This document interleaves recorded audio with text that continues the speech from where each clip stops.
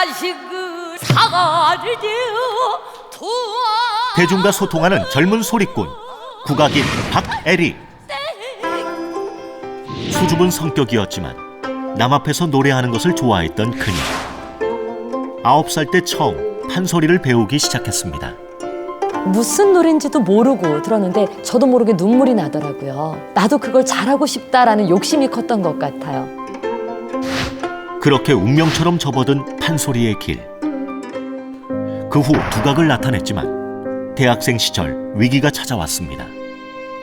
고음이 나오지 않는 것과 더불어서 굉장히 거칠었거든요. 난 더 이상 판소리를 못할 수도 있겠구나라는 생각이 드니까 극단적인 생각을 하기도 하고 굉장한 슬럼프였죠. 하지만 소리를 포기할 수 없었던 그녀는 건강관리는 물론 고음 대신 자신만의 소리를 찾기 위해 부단히도 노력했고, 대상 수상자는 박애리 씨. 마침내 모두에게 인정받는 소리꾼이 되었습니다. 아직도 많은 분들이 판소리, 창극 하면은 어르신들이나 좋아하는 음악이 아니야? 판소리가 가지고 있는 매력들을 하나씩 설명도 해주고 직접 보여주기도 하고 징검다리가 되는 소리꾼이 되겠습니다. 29년째 판소리 외길을 걸어온 국악인 박애리 씨를 소개합니다.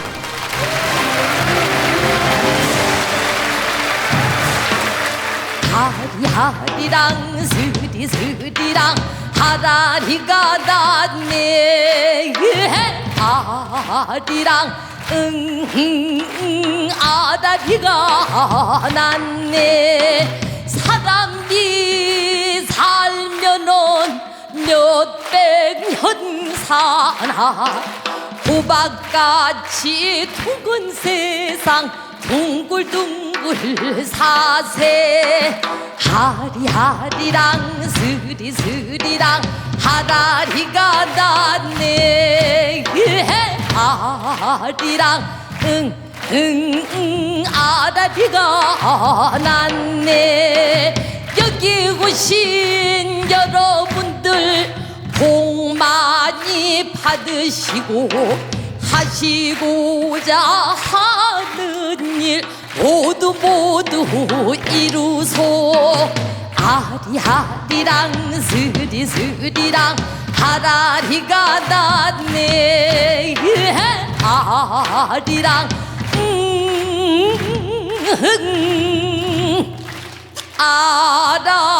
아다리가 났네.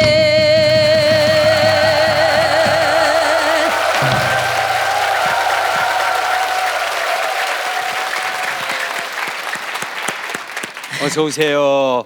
잘 들었습니다, 박애리 씨. 요즘에 정말 바빠서 어디 다른 데 가실 틈도 없다고 들었거든요. 근데 오늘 네. 짬을 내셨네요. 이렇게 제 이야기를 그대로 고스란히 담아낼 무대는 이런 무대가 저한테는 정말 귀하고 처음인지라. 판소리로 네. 많이 만나뵈도 앞으로도 네. 또 만나뵙겠지만 이 얘기는 할 기회가 별로 없으실 네, 거예요. 그래서 연습을 잠깐 밀어놓고 얼른 네. 달려왔습니다. 그래서 전부 다 지금 쉬고 있다고 그러더라고요. 네. 오늘 그 하실 강연 주제가요.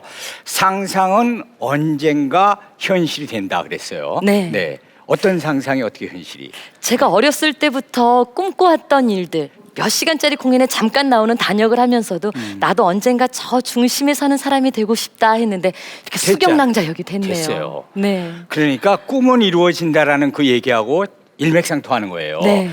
상상은 언젠가 현실이 된다. 그리고 상상할 때처럼 즐거울 때가 또 어디 있겠습니까? 맞습니다. 그렇죠? 오늘 그러면 그 귀한 얘기를 또 같이 듣겠습니다. 제가 이거 전해드리고요.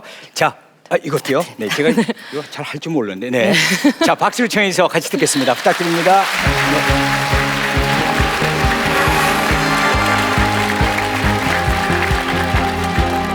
네. 여러분 안녕하세요. 반갑습니다. 네, 저는 소리꾼 박애리입니다. 아마 강연 백도시에 이렇게 한복을 입고 오신 분들이 많진 않으실 것 같아요. 이렇게 한복을 입고 선 제 모습을 보고 아마 익숙한 분들도 계시겠지만요. 아마 그동안 판소리에 큰 관심을 가지지 않으셨던 분들이라면 저를 모르시는 분들이 훨씬 더 많으실 거라 생각합니다.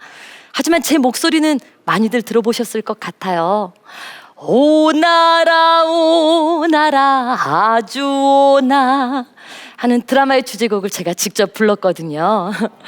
근데 오늘은 뭐 그런 판소리나 조금 아쉬웠나요? 판소리라든지 어떤 드라마 주제곡에 대한 이야기를 하러 이 자리에 선 것이 아니고요. 전남 목포에서 태어난 아주 조그맣고 내성적이던 9살 어린 소녀가 29년 동안 어릴 적부터 꾸었던 꿈을 차근차근 이뤄나간 제 인생 이야기를 들려드려 볼까 합니다. 판소리만큼이나 구성진 제 이야기 함께 들어보시겠습니까?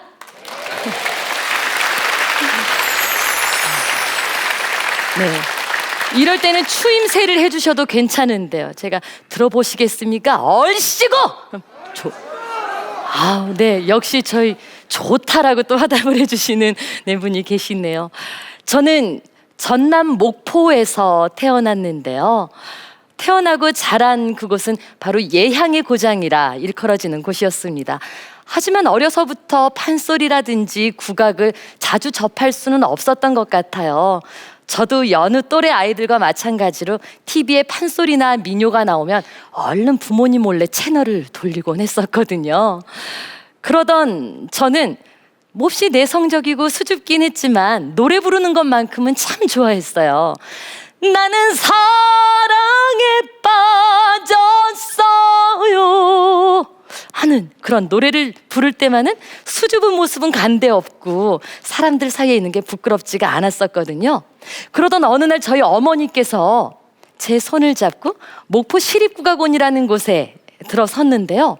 들어섰더니 대청마루에서는 어떤 분들이 이렇게 춤을 추고 계시고 저희는 그 옆에 아주 고운 선율이 들려오는 가야금방으로 들어갔거든요.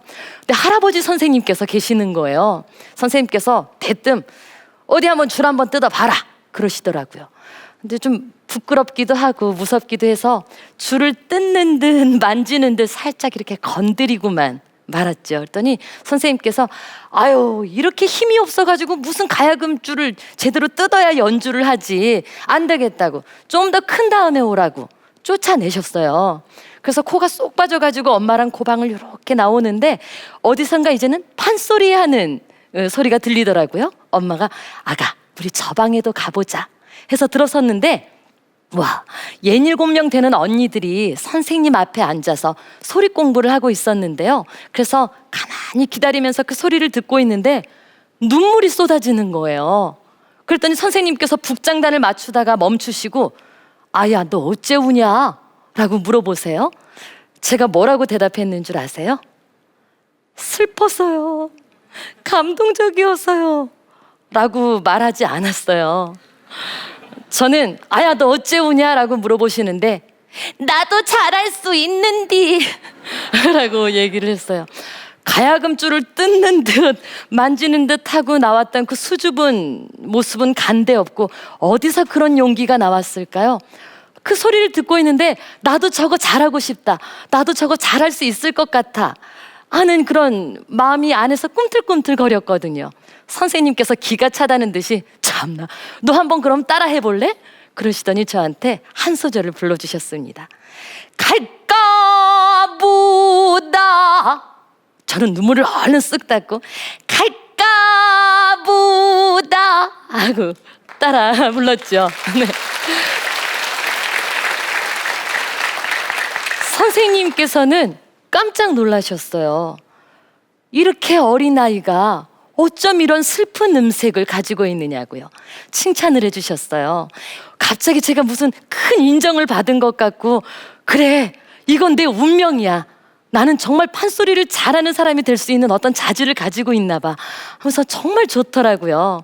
그때부터 집에 돌아와가지고 북 비슷하게 생긴 거는 다 잡고 두드리면서 소리 연습을 했던 것 같아요.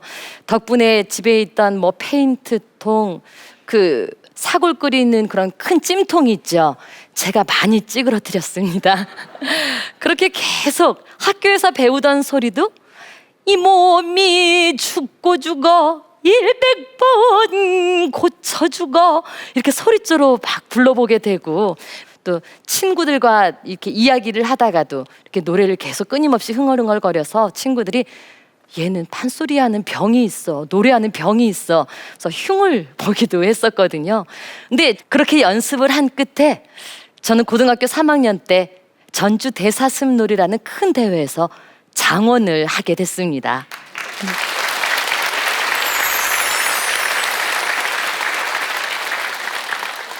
여러 번 나가야 상을 탈 수 있다는 소문이 날 정도로 굉장히 큰 대회였고, 내가 이런 상을 타다니 얼마나 기뻤는지 몰라요. 그런데 이 세상에 영원한 건 없다고 하더니 정말 그렇더라고요. 늘 잘 나오고 좋을 줄만 알았던 제 목소리가 대학교 3학년 때 갑자기 목이 꽉 잠기면서 고음은 전혀 나오질 않고 목소리가 한 가지가 아닌 여러 갈래로 갈라져서 나오더라고요. 나 목이 넘어간 거면 이제 다시는 소리를 못하게 되는 건가? 하는 생각이 들더라고요. 사실 얼굴도 그렇게 예쁘지 않고 발육부진이라 키도 작고 내세울 거라고는 아무것도 없었거든요. 그냥 하나, 높은 음을 아주 잘 낼 수 있다는 것이 가장 자랑할 만한 유일한 제 장기였는데, 저를 이루고 있는 큰 기둥이 뿌리채 뽑혀나간 것 같은 그런 느낌이 들었어요. 금방 좋아지지 않을까라고 생각을 했는데 2년이 지나도 좋아지지가 않더라고요. 그럼 내가 뭘 할 수 있을까? 고음이 나지 않는다면 어떤 구성진 소리를 더 연습을 해서 구성진 소리를 만들어서 사람들의 마음에 울림을 주는 건 어떨까? 그래서 연습을 더 많이 했거든요. 그런데 사람들 앞에 제 목소리를 들려주는 게 너무나도 싫었어요. 그래서 기숙사에서 생활을 할 때였는데 새벽 6시쯤 아무도 음대 연습실에 가지 않을 때 혼자 연습실에 가서 한 2-시간 정도 연습을 하고, 사람들이 오면 얼른 도망치듯 빠져나오고, 또다시 사람들이 집에 돌아갈 때쯤 연습실에 가서 연습을 하고. 그런데 어느 날 저를 오랫동안 지켜봐 왔던 선생님께서 그런 말씀을 하시더라고요. 목이 그렇게 안 좋을 때는 쉬는 것도 괜찮으니라 하시더라고요. 그러고 보니까 바보같이 쉴 생각은 못했던 것 같아요. 연습을 안 하면 큰일 나는 줄 알았었거든요. 그래서 연습을 무리하게 하던 것을 잠깐 쉬어두고 그때부터 몸을 챙기기 시작했어요. 탄산음료를 하루에 커다란 병 한 병을 먹을 정도로 참 좋아했었는데, 탄산음료도 마시지 않고 맵거나 짜거나 하는 자극적인 음식도 멀리하고, 저는 지금도 한여름에도 얼음물, 찬물을 마시지 않아요. 미지근한 물을 많이 먹고, 그렇게 내 몸을 아끼고 보호하는 방법을 그때부터 배워나가게 됐던 것 같아요. 그런데 하나 얻은 게 있어요.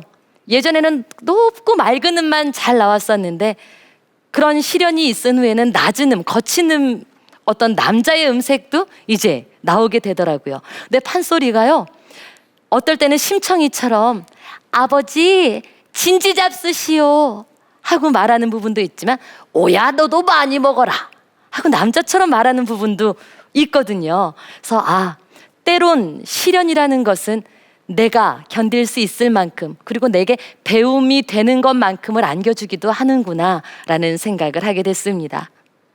그러다가 대학을 졸업하고 제가 국립창극단에 23살이라는 어린 나이에 입단을 하게 됐는데요. 물론 창극단에 처음 들어갔을 때 처음 했던 작품 심청전에서 심청이 친구 10명 중에 1명, 그리고 흥보전을 하면 흥보 아들 10명 중에 1명이었어요.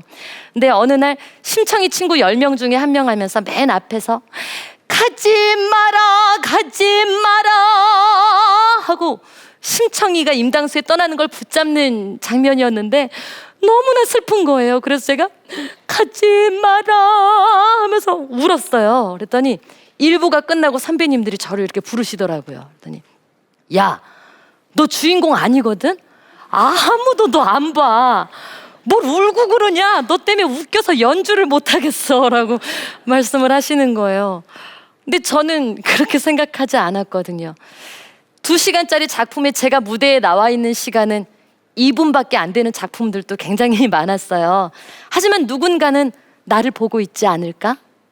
그래서 내가 주인공인 것처럼 최선을 다해 무대에서 연기를 하고 소리를 하고, 또 한편으로는 나도 언젠가는 저 무대 중심에 서서 오랜 시간 동안 관객들과 소통할 수 있는 시간이 주어지지 않을까 하는 꿈을 꿨거든요. 그러던 어느 날 제게 놀라운 일이 생겼습니다. 명인, 명창, 거장들이 한데 한 100여 명이 출연을 하는 특별 기획 공연을 하게 됐는데 역시 저는 코러스 10명 중에 한 명이었어요. 그런데 어느 날 여자 주인공을 하는 분이 다른 일정 때문에 연습에 참여를 못하게 된 거예요. 그래서 다른 분이 대본을 들고 대사를 대신 대역으로 읽어줬는데 음악극이다 보니 그 여자 주인공의 아리아를 불러줄 사람이 필요했던 거죠. 연출 선생님께서 누구 바리공주 노래 아는 사람 없나? 하는데 제가 저 무대 구석에 있다가 바람이 분다 귀가 울린다 하는 바리공주의 노래를 시작했어요. 100여 명 되는 분이 일제히 고개가 저 무대 그 연습장 구석으로 싹 시선이 쏠리더라고요. 그 노래가 끝나자마자 주변의 선생님들께서 선배님들께서 야, 너 집에 가면 맨날 바리공주 노래 연습하고 있냐? 하시더라고요. 근데 워낙에 제가 노래하는 병이 있잖아요. 그러다 보니까 바리공주 노래도 남자 주인공 노래도 맨날 흥얼거리다가 자연스럽게 내 몸에 이렇게 탁 붙어 있었던 부분인데 그 일을 계기로 해서 코러스 10명 중에 한 명이었던 제가 바리공주로 캐스팅이 됐습니다.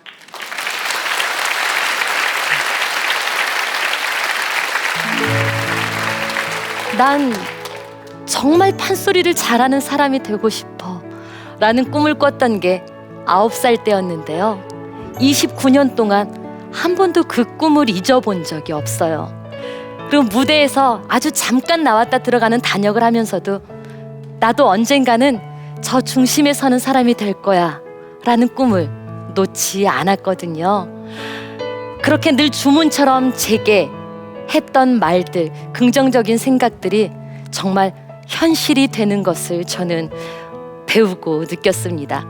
혹시 어떤 꿈을 가지고 목표를 가지고 계신데도 난 안 될 것 같아, 내가 뭘 할 수 있겠어 라는 분들이 계실까요? 그런데요, 부정적인 생각은 꿈을 부정적인 생각만큼 요만큼씩 멀리 보내게 되는 것 같아요. 그리고 할 수 있어, 잘 될 것 같아 라는 긍정적인 생각은 언젠가 내가 꿈꾸던 미래를 선물로 주기도 하는 것 같습니다. 바로 여러분 앞에 서 있는 저 박예리에게처럼 말이죠. 오늘 제 얘기 끝까지 들어주셔서 감사합니다.